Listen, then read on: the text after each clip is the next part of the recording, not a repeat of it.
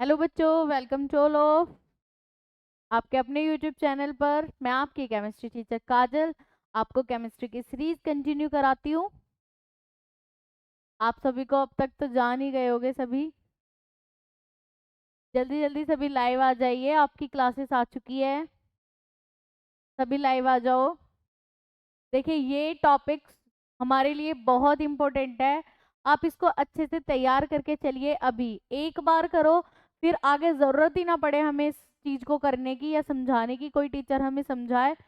जब भी हम इलेक्ट्रॉनिक कॉन्फ़िगरेशन करते हैं, इलेक्ट्रॉनिक विन्यास करते हैं, तो बहुत ज़्यादा कंफ्यूजन होती है बच्चों को। तो बस एक बार ऑफ बाओ लो याद रखना है, उसका वो भी वेन डायग्राम जो कल बनवाया था, बस वही याद रखना है, बाकी सब हो जाएगा। ठीक है, ठीक है। चलिए अपनी क्लास स्टार्ट करते हैं। आप सभी को मेरा जय श्री राधे कृष्णा, राधे राधे। सभी को अच्छे से अपनी क्लास को करते हैं और लास्ट तक देखा करो वीडियो को, पूरा कंसेप्ट समझा करो, आधी अधूरी चीजें मत छोड़ा करो। ठीक है, चलिए स्टार्ट करते हैं फिर। Very good. चलिए, हमारा क्या चल रहा था? इलेक्ट्रॉनिक कॉन्फ़िगरेशन चल रहा था। और कहाँ तक कर लिए थे हमने? ये हमारा अफवाह का लो था जो हमने कल किया है। फिर उसके बाद में ये हमारा कहाँ तक कर लिए थे? यहाँ SI तक हो गया था। उसके बाद में 20 CA, यानी 20 तक कंप्लीट हो चुके थे हमारे कल। हो गए थे ना?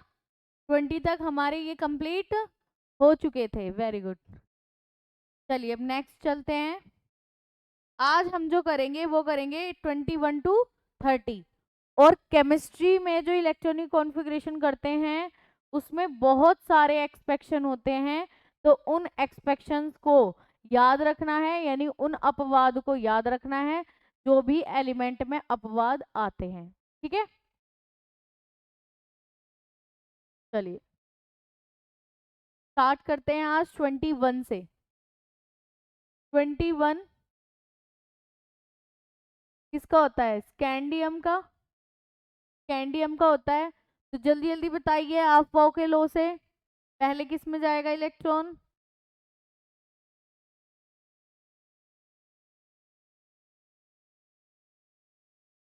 पहले किस में जाएगा? 1s में, फिर 2s में, फिर 2p, फिर 3s, फिर 3p, फिर 4s, इसमें जाएगा। जल्दी जल्दी बताओ। 1s 2, 2s 2, 2p 2p 6, 3s 2, 3p 6। अब यहाँ तक बताओ कितने इलेक्ट्रॉन्स हो गए हैं? ये 2 और 2 4 6 10 18 इलेक्ट्रॉन्स हो चुके हैं। उसके बाद में 3p 6 के बाद में 4s2 आता है। सभी अपनी कॉपी खोल के बैठिए और उसमें देखिए जहां अफबाओ का डायग्राम बना रखा है, इंक्रीजिंग एनर्जी ऑर्डर बना रखा है, उसको देखते रहिए कि मैं सही लिख रही हूँ या नहीं। ठीक है, 4s2, फिर 4s2 के बाद में क्या आता है? 3d। पहले इलेक्ट्रॉन्स गिन लो, यहाँ तक 18 हो गए थे, यहाँ 20, यहाँ पे कितना आएगा? कुल 21 है, तो यहाँ पे कितना आएगा? 1, क्योंकि 20 तो हमारे यहाँ तक हो गए थे। और 3d में कितना आएगा? 1, क्योंकि डी सब शेल 10 इलेक्ट्रॉन्स को फिल कर सकती है। ठीक है, चलिए नेक्स्ट बताइए, जल्दी जल्दी कमेंट करिए। टाइटेनियम 22 होता है टाइटेनियम का। 1s2, 2s2, 2p 6, 3s2, 3p 6, 4s2, और यहाँ पे कितना आ जाएगा? 3d2, क्योंकि यहाँ तक 20 हो गए और 22। बात समझ में आई यहाँ तक? चलिए नेक्स्ट देख लेते हैं। 23 vanadium. 1s2, 2s2, 2p 6, 3s2, 3p 6, 4s2, 3d3। कितना आ गया यहाँ तक? 3d3 आ चुका है। यहाँ तक बात क्लियर है सभी को? यहाँ हमारा 3d3 आ चुका है। अब उसके बाद में चलते हैं 24 क्रोमियम पर, और मोस्ट इम्पोर्टेंट है ये, क्योंकि यहीं से क्वेश्चन पूछा जाता है। क्यों पूछा जाता है? क्योंकि क्रोमियम एक एक्सपेक्शन को शो करता है। किसको शो करता है? अपवाद को। क्रोमियम जो होता है वो एक अपवाद होता है। और किसके कारण होता है ये अपवाद? किस लिए है? एक्सपेक्शन किस लिए है? क्योंकि जैसे नॉर्मल ये हम 3d1 3d2 3d3 करके आ रहे हैं, तो इस तरीके ये इलेक्ट्रॉनिक विन्यास ये नहीं दिखाता। यानी लगातार इलेक्ट्रॉनिक विन्यास जो चला आ रहा है उस तरीके से ये फिल नहीं होता। इस वजह से ये क्या है? ये एक्सपेक्शन है। ठीक है, उस वजह से क्या है? ये एक्सपेक्शन, यानी ये अपवाद है। यहां तक बात क्लियर है? देखिए पहले इसमें जाएगा 1s2 2s2 2p6 3s2 3p6। पहले आप सब बनाइए, चलिए 4s2, और क्या आना चाहिए? 3d4। ऐसे ही करते सभी, सभी ऐसे करते पहले कि भाई यहाँ पे 4s2, s में 2 भरे जाते हैं, उसके बाद में 3d4 आएगा, क्योंकि इसमें 4 इलेक्ट्रॉन्स बच रहे हैं अभी भी, यहाँ तक 20 है, तो 4 आएगा तो यहाँ पे 22 हो जाएगा, 24 हो जाएगा। लेकिन ये वाला इलेक्ट्रॉनिक कॉन्फ़िगरेशन यहाँ पर गलत हो जाता है। क्या हो जाता है? यहाँ पर ये गलत हो जाता है। अब बताते हैं क्यों होता है। यही इसमें एक्सपेक्शन है कि इसमें इलेक्ट्रॉन्स कैसे फिल होते हैं। देखिए एक पॉइंट याद रखना है आपको, एक पॉइंट याद रखना है, नॉट पॉइंट। नॉट पॉइंट, कोई भी एटम स्टेबल तब होता है, मतलब सबसे ज्यादा स्टेबिलिटी कौन शो कराते हैं? स्टेबिलिटी, स्टेबिलिटी यानी स्थायित्व। ये ऐसा जो होता है ये इसके स्टेबिलिटी के कारण होता है, क्योंकि क्रोमियम बहुत स्टेबल होता है, और बहुत स्टेबल होने के कारण ये दो रीजन हो सकता है कि कोई भी एटम स्टेबल क्यों हो सकता है। तो या तो उसके सबशेल में, या तो सबसेल,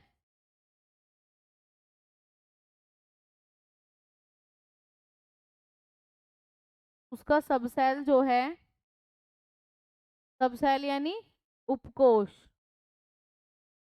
उपकोश, या तो क्या हो? हाफ फिल्ड हो, हाफ फिल्ड हो, या क्या हो? फुल फिल्ड हो। क्या होना चाहिए? Full field. वो आयन तभी स्टेबिलिटी को शो करेगा। ठीक है, या तो कोई भी सबसेल हाफ फिल्ड हो या फुल फिल्ड हो। फॉर एग्जांपल जैसे एस है, एस सबसेल है, एस में कितने मैक्सिमम इलेक्ट्रॉन आ सकते हैं? एक ऑर्बिटल होता है इसका, एक कक्षक होता है, और एक कक्षक में मैक्सिमम कितने इलेक्ट्रॉन आ सकते हैं? 2 आ सकते हैं। तो या तो ये 2 पे स्टेबल होगा, या ये किस पे स्टेबल होगा? 1 पर। तो ये तो हो जाता है फुल फिल्ड, ये तो हो जाता है फुल फिल्ड, और ये हो जाता है हाफ फिल्ड। हाफ फील्ड का मतलब है उसके आधे भरे गए हों, ये हो जाता है हाफ फील्ड। बात समझ में आई? इतनी बात समझ में आई? अब देख लेते हैं पी को। पी को, पी में कितने ऑर्बिटल बताए हैं मैंने? 3। कितने बताए हैं? 3। तो 3 में जब एक में मैक्सिमम 2 इलेक्ट्रॉन आ सकते हैं, तो 3 में कितने आ जाएंगे? 6 आ जाएंगे। 3 में इलेक्ट्रॉन्स कितने आ जाएंगे? 6 आ जाएंगे। ठीक है, और जब 3 में 6 आ जाएंगे तो या फुल फील्ड हो जाएगा वो। इसमें 1 2 3 4 5 6 ये इलेक्ट्रॉन भर गए, और ये इलेक्ट्रॉन भरने के बाद कितने हो गए? ये 6 हो गए। 2 2 4 2 6, यानी कि 6 इलेक्ट्रॉन्स हो चुके हैं। तो 6 फुलफिल्ड हो गया ये पूरा ऑर्बिटल। तो या तो ये 6 पर, 6 क्या है इसका? फुलफिल्ड। और इसका हाफ फिल्ड क्या होगा? 3। जब केवल एक एक इलेक्ट्रॉन हो सब में, सभी ऑर्बिटल्स में जब केवल एक एक इलेक्ट्रॉन हो, तो जब होगा हाफ फील्ड, तो ये क्या हो जाता है, हाफ फील्ड। हाफ फील्ड यानी अर्धपूर्ण, और ये है पूर्ण। ये अर्धपूर्ण और ये पूर्ण, यानी कि जब आधा भरा हुआ हो या पूरा भरा हुआ हो, तभी कोई भी उपकोष, कोई भी सबशेल स्टेबल हो सकता है। ठीक है, स्टेबल हो सकता है। अब अगर डी की बात करने लगे हम, अगर हम डी की बात करने लगे, तो डी में कितने होते हैं, 5।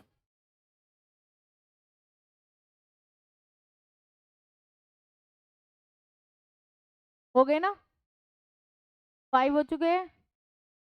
अब डी में या तो आएंगे 10 और या आएंगे 5, तभी ये मोर स्टेबिलिटी दिखा सकता है। हो तो डी में 3 भी आ सकते हैं, 2 भी आ सकते हैं, 1 भी आ सकता है। जब 5 हैं तो 5 में 6 7 यानी कि 10 तक कितने भी नंबर भरे, लेकिन बात है कि ये स्टेबिलिटी कब शो करेगा। तो या तो ये फुल फील्ड पे स्टेबिलिटी शो करेगा, या फिर हाफ फील्ड पे स्टेबिलिटी शो करेगा।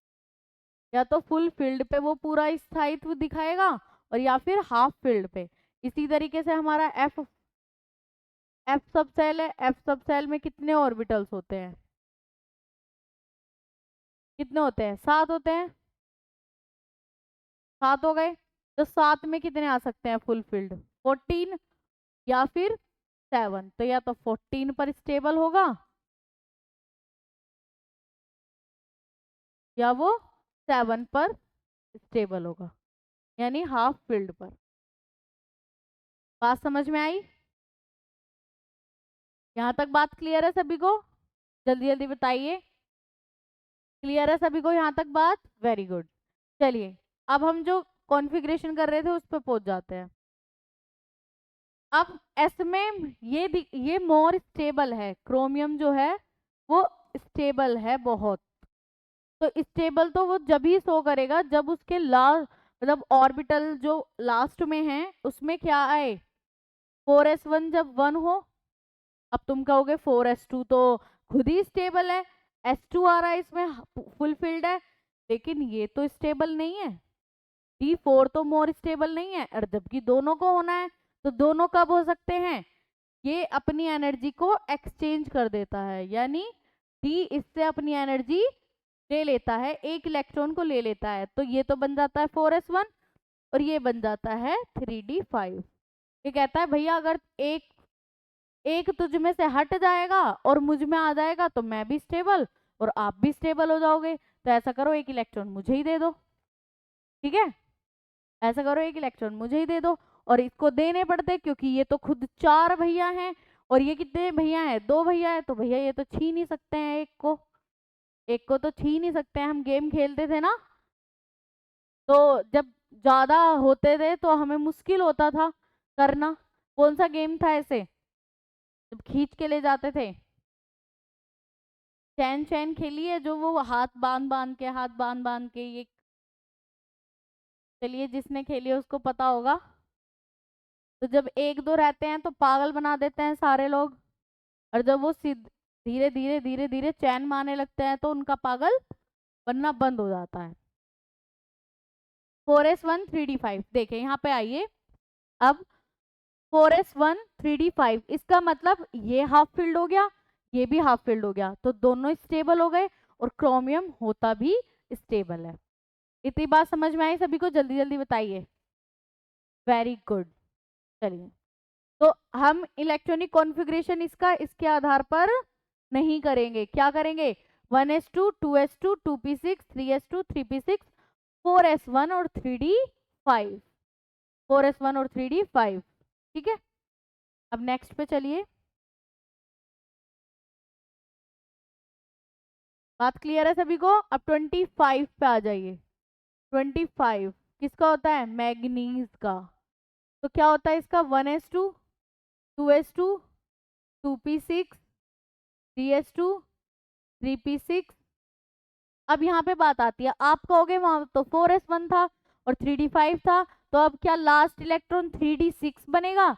नहीं, पहले 4s2 कंप्लीट होगा, पहले 4s2 कंप्लीट होगा, 4s2 और 3d5, ठीक है, 4s2 और 3d5। अब नेक्स्ट देखिए 26 Fe, 1s2, 2s2, 2p6, 3s2, 3p6, 4s2, 3d6।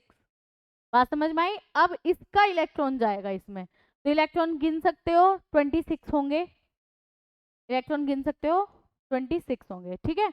अब आते हैं 27, किसका होता है? कोबाल्ट का, तो 1s2, 2s2, 2p6, 3s2, 3p6, 4s2 और 3d7, इसमें 6 इसमें 7, ठीक है।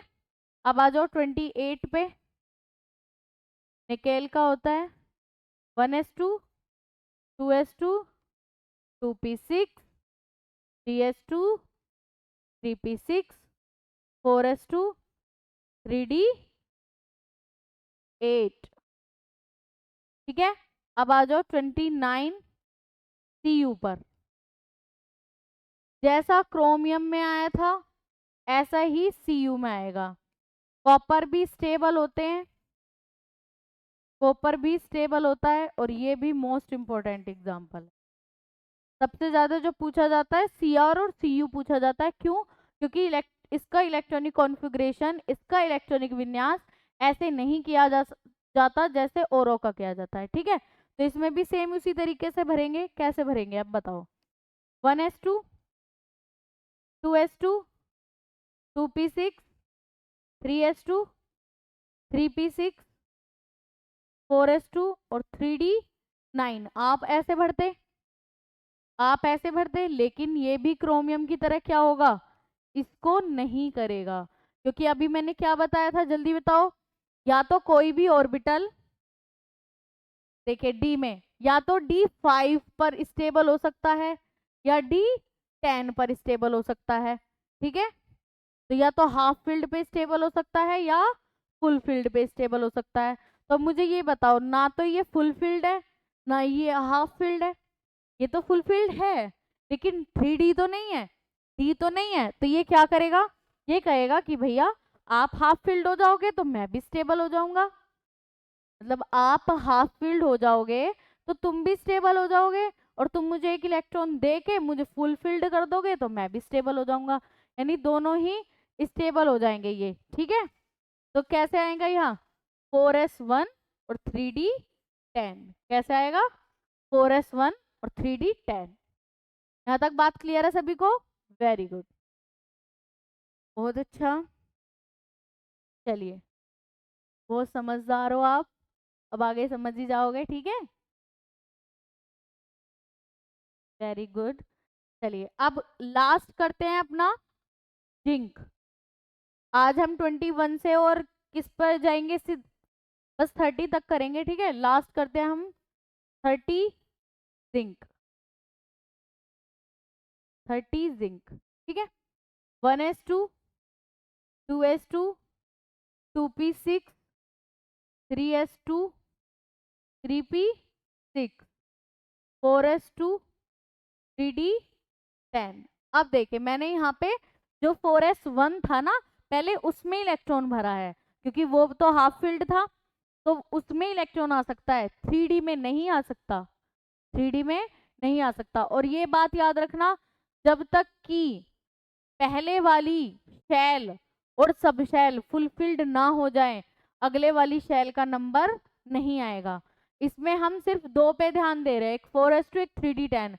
जब तक ये लास्ट तक कंप्लीट ना हो जाए, कोई भी एक भी इलेक्ट्रॉन ऐसा ना बचे जो इसमें ना आ सके, तो तब तक हम 4s2 3d10 को कंप्लीटली भरने की कोशिश करते रहेंगे।